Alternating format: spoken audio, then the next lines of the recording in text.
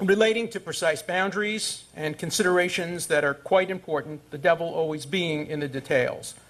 I strongly believe, however, that there is a genuine will for peace on both sides now, and that the pragmatic differences can and will be resolved. And here I think the Academy can play a very important and positive role in fostering peace. At the moment, I'm sad to report that many academics around the world are contributing to an atmosphere that makes peace more difficult to achieve. They are encouraging those Palestinians who see the end of Israel as their ultimate goal to persist in their ideological and terrorist campaign. By demonizing and delegitimating Israel in the international community and on university campuses throughout the world, they send a doubly destructive message to those who must make peace on the ground. To the Palestinians, the message is don't compromise. If you hold out long enough, the next generation of leaders will buy into your efforts to delegitimate Israel and will give you the total victory you seek. To the Israelis, the message is whatever you do in the name of compromise, you will continue to be attacked, demonized, divested from, boycotted, and delegitimated. So why make the compromise efforts? As I travel around college campuses in the United States, I notice a stark difference. Many of those who support the Palestinian cause tend to be virulently opposed to Israel, comparing the Jewish state to Nazism and apartheid, comparing Shimon Peres to Hitler and Idi Amin, calling Israel the world's worst human rights violators, and suggesting that Israel should be flattered by a comparison with the Gestapo. These are all quotes. The Amin-Hitler quote from Professor Chomsky, the comparison with Gestapo from Norman Finkelstein. Whereas most of those on the Israeli side tend to be supportive of a peaceful Palestinian state. Put another way, pro-Palestinians tend to be anti-Israel, whereas pro-Israelis are often pro-Palestinian as well. It was not the Israelis who scuttled the United Nations two-state solution in 1948 and themselves originally occupied Gaza and the West Bank with little or no objection from the international community. That was Egypt and Jordan. It was not the Israelis who turned down Resolution 242 in 1967 with the famous three no's: no negotiation, no peace, and no recognition.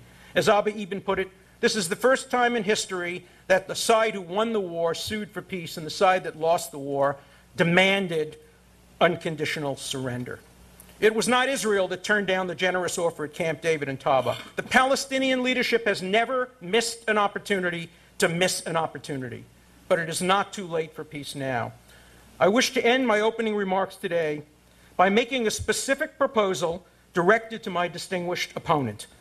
I propose here today a peace treaty among academics who purport to favor peace between Israel and the Palestinians. I believe that by agreeing to this peace treaty and by implementing it, academics can actually contribute to encouraging a pragmatic peace.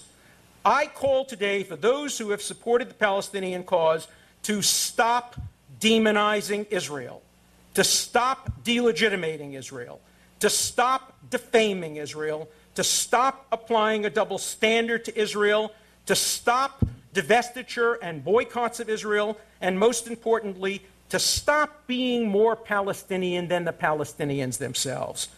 I call on academics who support Israel not to call for a greater Israel, nor to call for a continuation of the occupation of Palestinian cities, to stop being more Israeli than the Israelis themselves, and to join the vast majority of Israeli and American supporters of Israel who favor the two-state solution.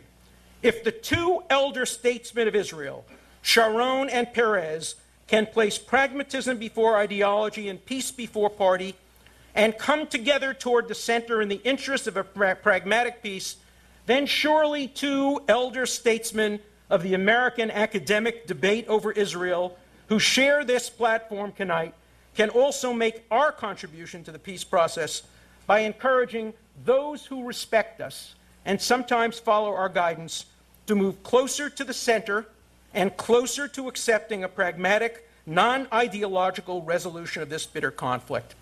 Ecclesiastes many years ago said, "To everything there is a season, a time to throw stones, a time to gather stones, a time for war and a time for peace." This is the season of peace. Let us not let it pass us by. Thank you very much.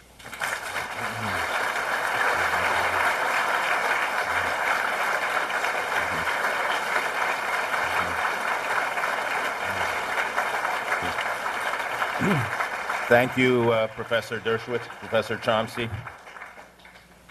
As Mr. Mandel will confirm, there was an explicit condition for this debate. That is that neither participant tried to evade the issue by deceitful allegations about the other. So I therefore congratulate Mr. Dershowitz on having made a true statement. I was a counselor at Mossad. About the rest, there happens to be an ample record in print, or if you like, you can ask a question, but I'll keep to the topic and the rules. The topic is, where do we go from here? The answer to that is largely up to us. Evidently, it requires some understanding of how we got here. The question of where we're going now has a clear answer. It's given accurately by the leading academic specialist on the occupation, Harvard's Sarah Roy. She writes that under the terms of disengagement, Gazans are virtually sealed within the Strip, while West Bankers, their lands dismembered by relentless Israeli settlement, will continue to be penned into fragmented geographic spaces, isolated behind and between walls and barriers. Her judgment is affirmed by Israel's leading specialist on the West Bank, Meron Ben-Venisti, who writes that the separation wall